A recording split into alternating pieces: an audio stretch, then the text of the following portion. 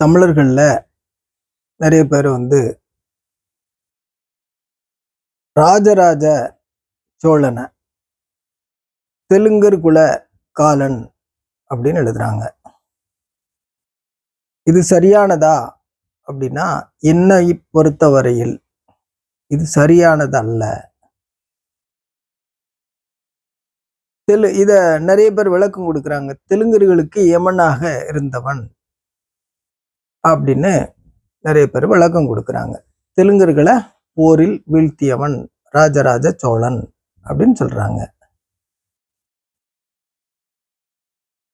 அதாவது இந்த ராஜராஜ சோழன் அப்படிங்கிற பெரும் மன்னன், அவன் உலகத்துல மிகப்பெரிய ஒரு ஆதிக்கம் செலுத்திய ஒரு மிகப்பெரிய ஆட்சி அதிகார எல்லையை படைத்த ஒரு பெருமன்னன்.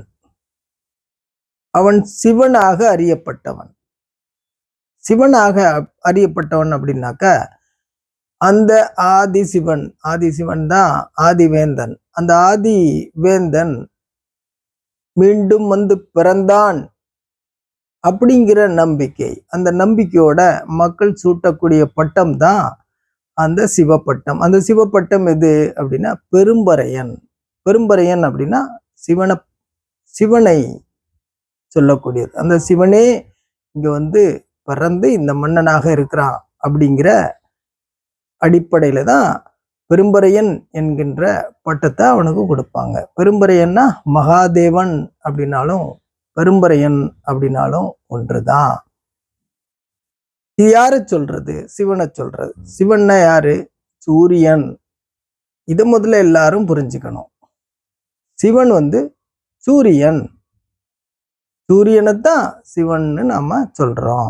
ஆதி சிவன் அப்படிங்கிறது சூரியன். அந்த சூரியன் தான் மனிதனாக பிறந்தான் அப்படிங்கிறதுனா நம்ம நம்பிக்கை. அந்த அடிப்படையில நாம மனிதனா பார்க்கிறோம். ஆனா உண்மையிலே ஆதிசிவன் அப்படிங்கிற சூரியன். இதை எல்லா மக்களும் புரிந்து கொள்ள வேண்டும். அதனாலதான் சிவசூரியன் அப்படின்றோம். சூரியன் என்கின்ற சொல்லு பின்னாடி வந்தது. பறையன் என்கின்ற சொல்லு அதற்கு முந்தையதானது.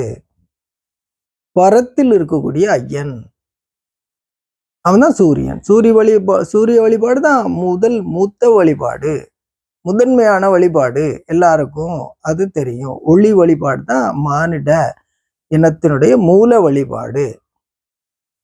இப்ப இந்த ஒளி எங்க இருந்து வருது அப்படின்னா சூரியன்ல இருந்து வருது. அந்த சூரியன் தான் சிவக்கதிர்களை, சிவப்பு நிற ஒளி கதிர்களை தர வல்ல இறைவன். அவன் தான் ஆதி இறைவன். அவன் தான் பறையன். பரத்தில் இருக்கக்கூடிய ஐயன், பரந்த ஐயன். அந்த சிவனை காலன் அப்படின்னு சொல்லுவாங்க. ஏன் காலன் அப்படின்னு சொல்றாங்க அப்படின்னா, கால கணக்கீடு அவனால் செய்யப்படுகிறது.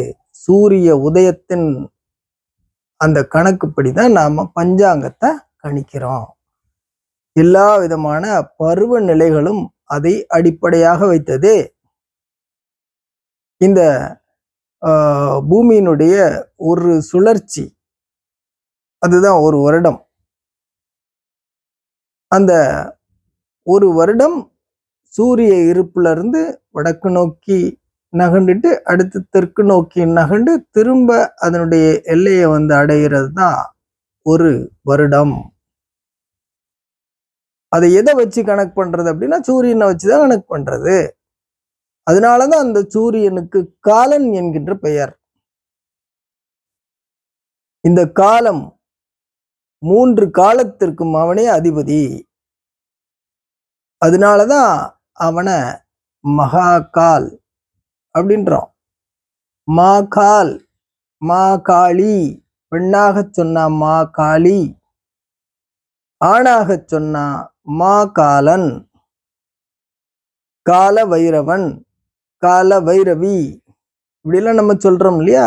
இது ஏன் சொல்றோம் அப்படின்னா, யாரை சொல்றோம் அப்படின்னா இந்த சிவசூரியனை தான் நம்ம சொல்றோம். அந்த சூரியன் தான் சிவன். அந்த சிவப்பட்டத்தை அடைந்த இந்த மன்னனை காலன் என்றார்கள். ராஜராஜ சோழன் யாரு அப்படின்னா தமிழ் மன்னன். அவன் தமிழர் குலக்காலன், அவன் தெலுங்கர் குலக்காலன் அல்ல.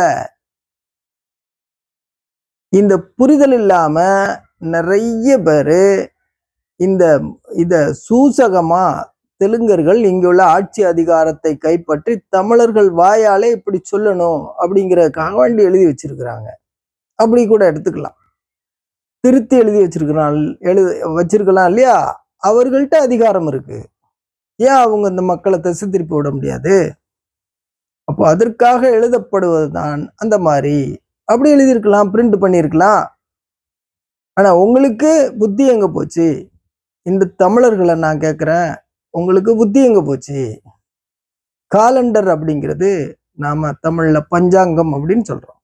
ஐந்தங்க தத்துவம். இந்த விண்மண் நெருப்பு நீர் காற்று என இந்த 5 அங்கத்தினுடைய ஒட்டுமொத்த புறச்சூழல் மாறுபாடுகள். இது இயக்க தத்துவம். இந்த இயக்க தத்துவத்தை தான் பஞ்சாங்கம்னு சொல்றோம். பஞ்சாங்கம் அப்படிங்கிறது அந்த இயக்க தத்துவத்தை தான். பஞ்ச தத்துவம் அதன் அடிப்படையில் உருவாக்கப்பட்டதுதான் பஞ்சாங்கம். இந்த பஞ்சாங்கம் காலக்கணிப்பை செய்வதற்கு யாரு காரணமா இருக்கிறா அப்படின்னா அந்த சூரியன், சிவசூரியன் காரணமா இருக்கான். அந்த சிவசூரியன் தான் சிவன்.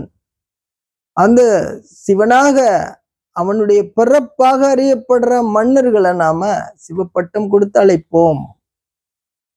அந்த சிவப்பட்டம் பெற்ற மன்னன் தான் ராஜராஜ சோழ பெரும்பறையன். பெரும்பறையன்னா அந்த சூரியன்.